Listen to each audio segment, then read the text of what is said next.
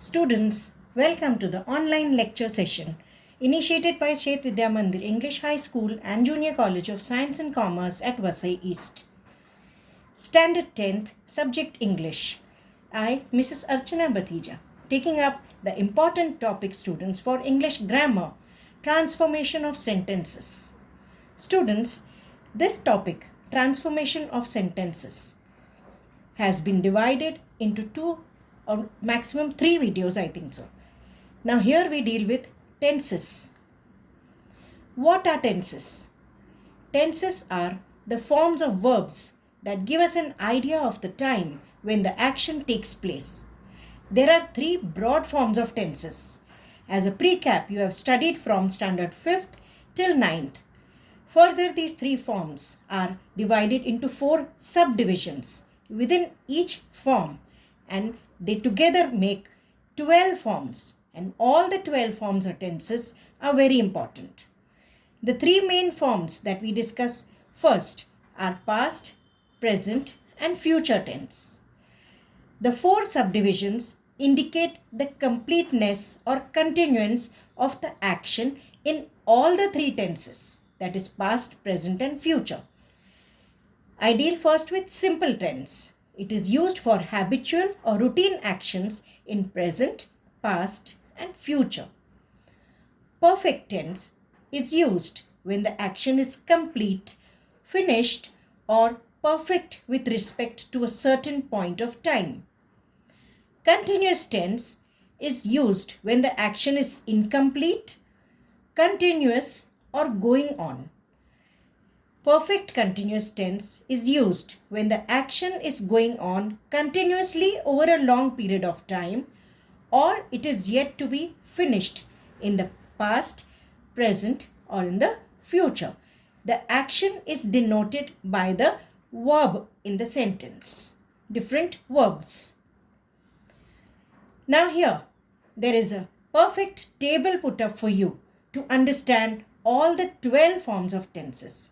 Students, the broad spectrum of past, present and future with their subdivisions simple, perfect, continuous and perfect continuous is put up on your screen.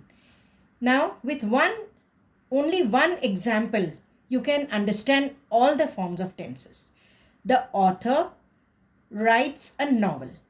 Now the verb write or to write is going to be denoted in the different forms of tenses. So students, I repeat, the author writes a novel. The verb to write is going to be denoted in the past form with its four subdivisions, in the present form with its four subdivisions, and future tense form with the four subdivisions. Now first I begin with simple past. The author wrote a novel. Perfect past is denoted by ed. The author had written a novel. You complete the sentence with adding had. Continuous tense or the ing form, that is a participle to write. The author was writing a novel. And perfect continuous tense, the author had been writing a novel. Here you understand had been writing since 1 year, 2 years or a longer period of time. Now we move to the present tense. In simple present tense, to write is denoted as writes. The author writes a novel. Perfect present tense, the author has written a novel. Continuous present tense, the author is writing a novel. And perfect continuous tense, the author has been writing a novel, say since he's been writing since 10 days, 12 days and is still continuously writing. Now future tense with its subdivision as simple future tense to denote the verb to write. The author will write a novel. Perfect future tense, the author will have written a novel. Continuous future tense, the author will be writing a novel.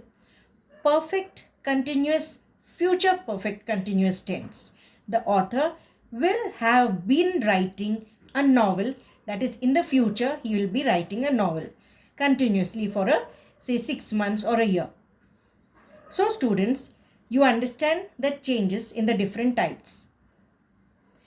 Now when we read about the summarizing of the tenses put up, having understood the description of the forms of verbs along with the different fundamentals like singular and plural in the verbs. Say a singular, in the singular form of sentence, the boy plays football.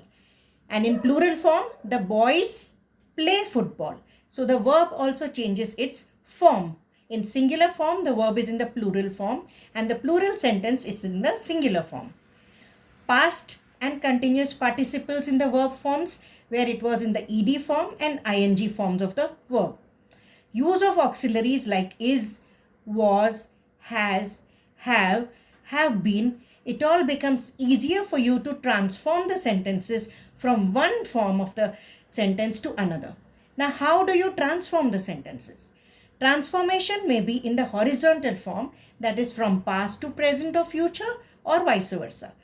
The transformation of sentences can be also in the subdivisions of the tenses, that is from the continuous tense to the perfect tense, etc. A very lovely example is put up for you to understand the transformation. Ambika is waiting for her results. So children, first you have to understand the form of the verb that is in the sentence, and then you transform it in the form that is given in the bracket. Now, Ambika is waiting for her results. It is in the present continuous tense form. Is waiting, present continuous tense, ing form of wait. When you change it to a simple future tense, how does the sentence become now? Ambika will wait for her results. So see the two different forms of tenses, altogether different tense. The present continuous form is changed to simple future tense.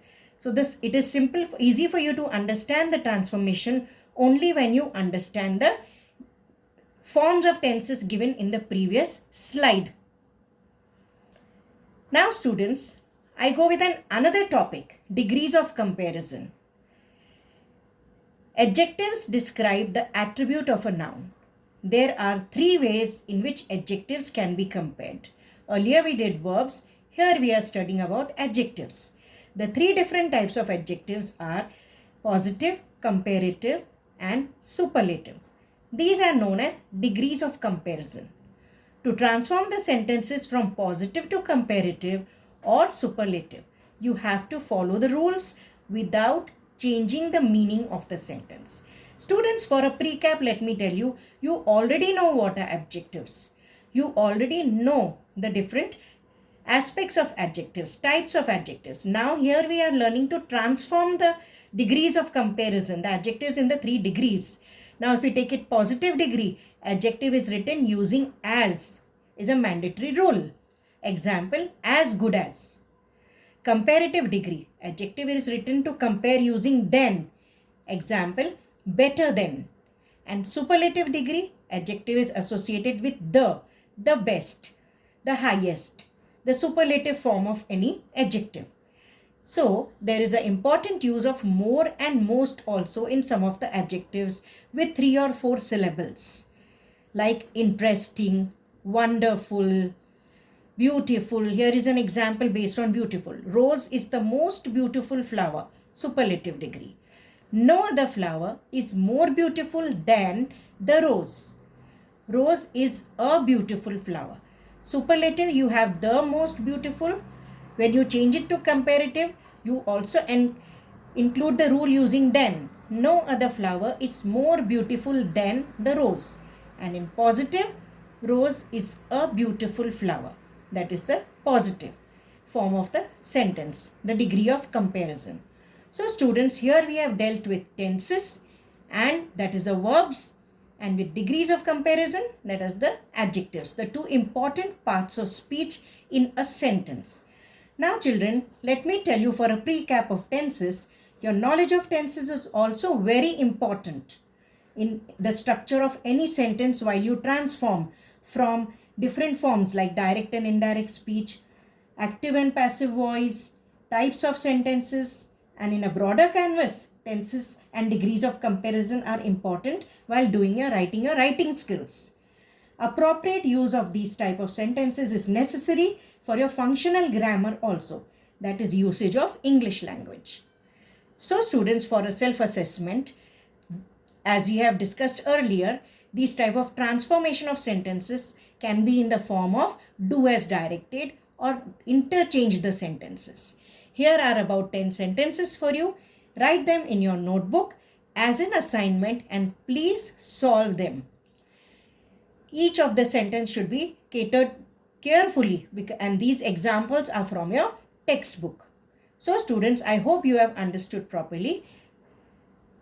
Thank you, students.